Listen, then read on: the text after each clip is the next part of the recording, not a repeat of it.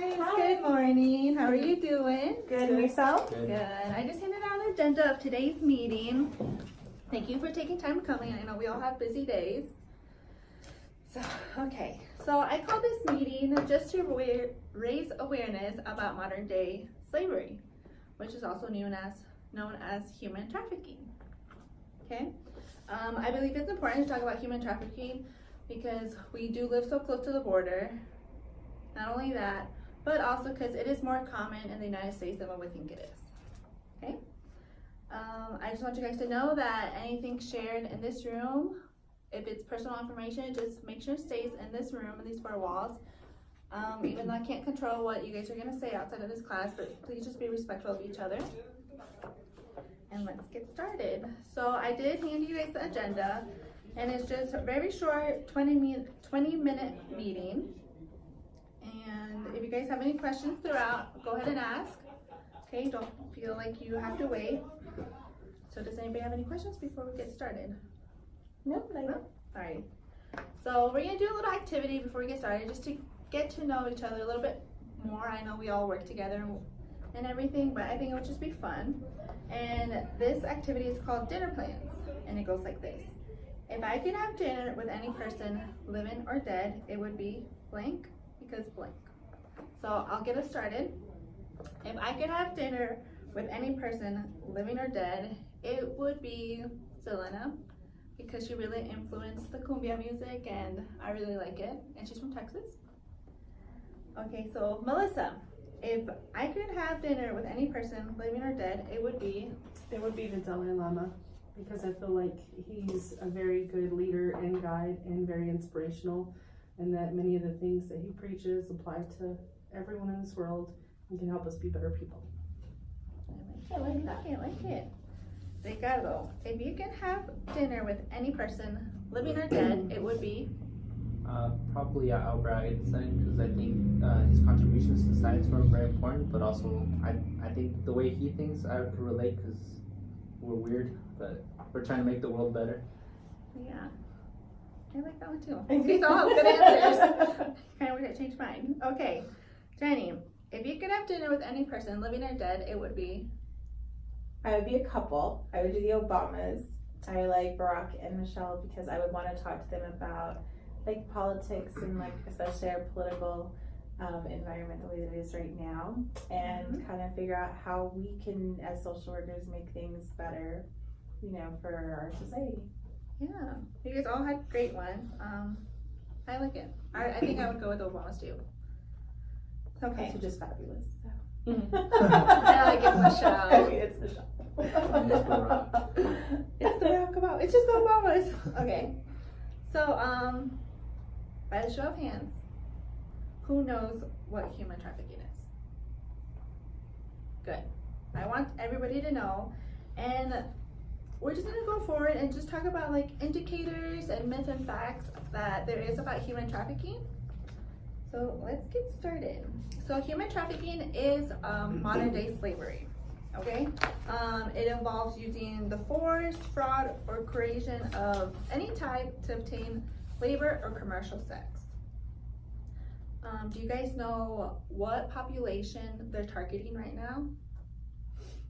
I would say like younger, probably like more teens and everything. Teens and like The younger adult. younger generation. Yeah. If you guys, why? Why do you guys think? Because they're easier to influence, easier to They trick are. into.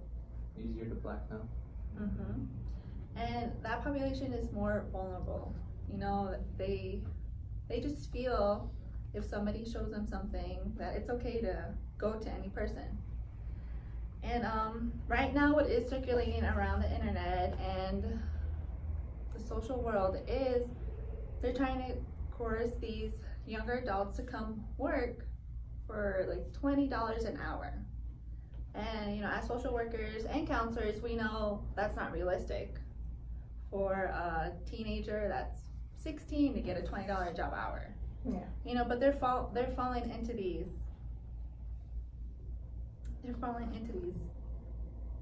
Jobs, basically. Yeah. Okay. Millions of men and women and children are trafficked around the world, including the United States.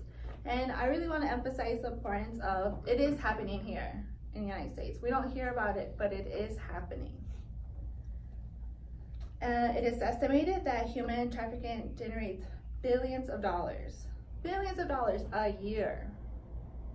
And as social workers and counselors, we serve our public. We want this society to be better, and human trafficking is really slowing that down.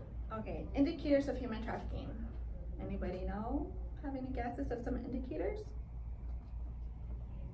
We were reading something about like if somebody has like a lot of like hotel keys, somebody like like they're always constantly having different hotel keys because that's where like they store Yeah, where they they take their inventory. That makes sense. I like that one. Okay, so just remember that there's so many indicators, and each situation is different. Because there is different types of human trafficking. For example, we said the commercial sex or of labor. Okay, let's see here. And it's important to assess each situation differently. I'm gonna go over some indicators and I'll tell you guys kind of why. So some indicators are, has the person had a sudden or dramatic change in behavior? Okay. Is the person disoriented or confused, or showing signs of mental or physical abuse? We also have, does a person show like they have been denied food, water, sleep, or medical care? Does a person seem or appear as they're being coached on what to say?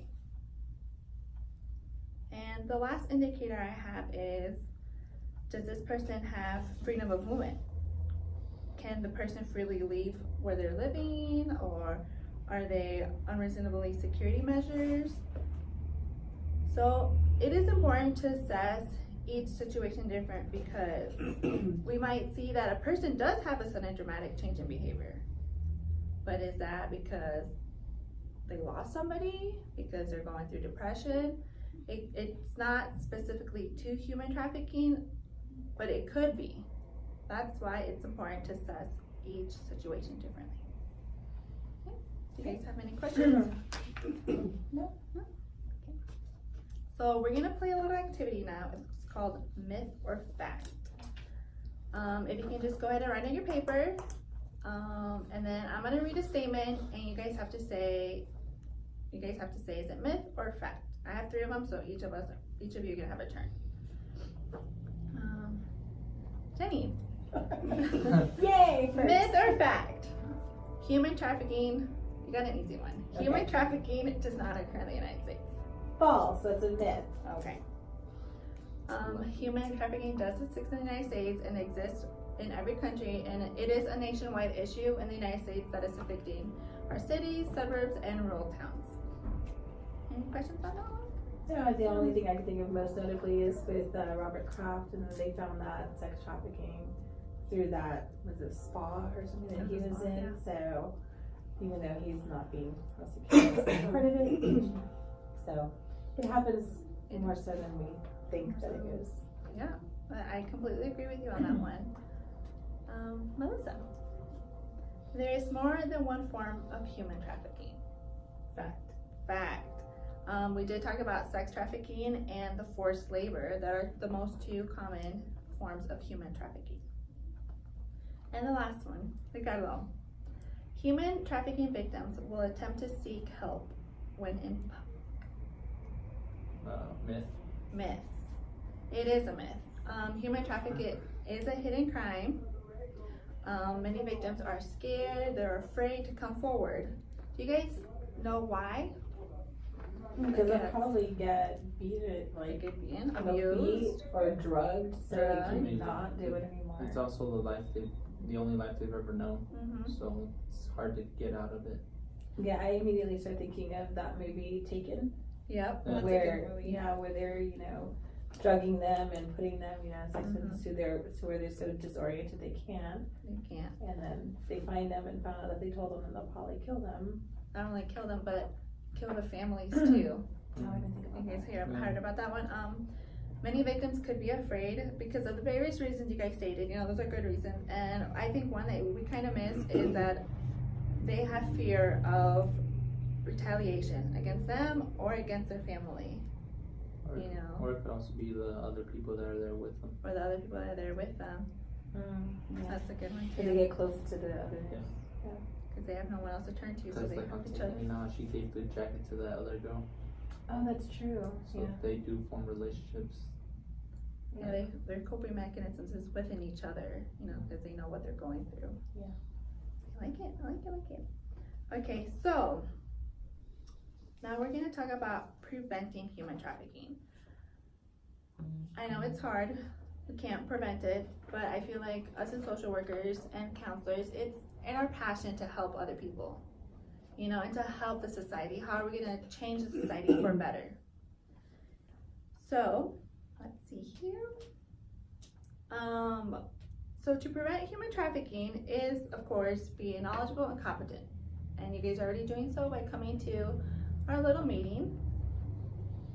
And also, I know that our first response is to help that person right away and to grab them or, you know, take them to our safety. But it is best for your safety and for the safety of the victims to not confront a suspected human trafficker, right? Because you're putting in danger yourself and the victim, their family, and most importantly yourself. You gotta take care of yourself. If you guys do come across a suspected trafficker, it is best for you to report it immediately to local authority or to, you guys wanna take a note of this number, it's 1-866-373-7888. That is the National Human Trafficking Hotline. And it is confidential. You guys can report that through them, or like I said, to your local law enforcement. And it said it is best to contact them and just give a description of the suspected human trafficker and of the victim and the location. And to please do not confront them. Like I said, it's for your safety. Now, on the other side of things, if someone approaches you and they have indicators of being a human trafficker, or if they tell you, or if they're asking for help, they're pleading for help, you can call that hotline again, or if you don't feel safe calling it, if they hand you a note, you can also text it. So that you can text help to the number 233-733. And at the end of our meeting, I will have little cards for this information as well. And I think texting is good in our modern society because you can do it discreetly. Okay? Does anybody have any questions on who to contact or what to do to contact somebody in regards to human trafficking? No. So let's finish up by saying that human trafficking does happen in the United States more often than we think so. It is important to remember these possible indicators of human trafficking. Can anybody name any indicators?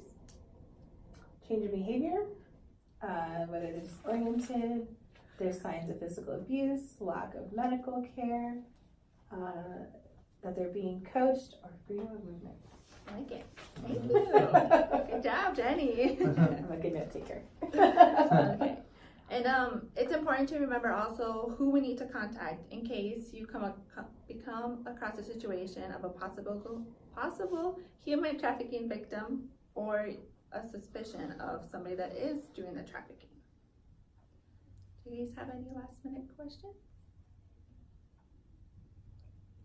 No.